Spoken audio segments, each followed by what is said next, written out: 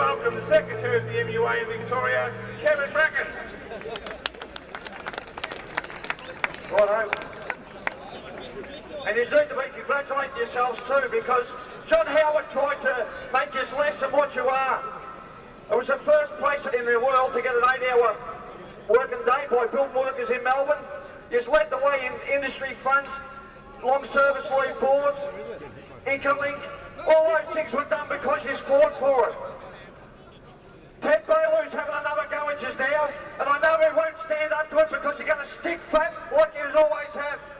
And it's a great thing to do. It's continuing on a tradition that's been done by your fathers, and it's going to look after the conditions of work for your children who come after you. So good on this for all coming in today. But there's another reason, there's another thing I want to speak about, and that is we want to make sure our children have got an option to work in our country. And one reason that Ted Bailey says he wants to bring in the ABCC in Victoria is he wants to reduce the cost of building in Victoria.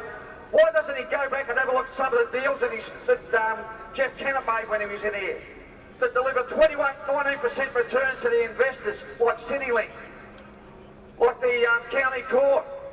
If you want to save some money, Ted, go and look at some of the deals that Jeff Kennett done. Undo them.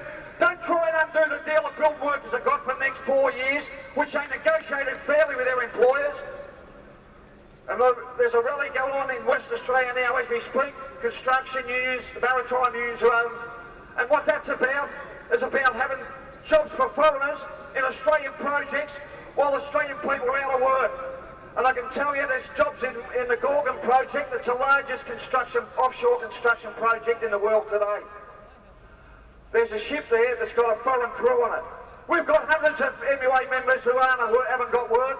We've got hundreds of kids wanting to get a traineeship. They can't get it because Mines and Metals, who advises these mining companies, has said put the foreign workers on, not because we're short of Australian workers, but because we want to undermine the conditions of them. They don't want Australian workers to get fair play. Comrades, we've got a very rich country. And by wages being paid out, that's the way we share the wealth around.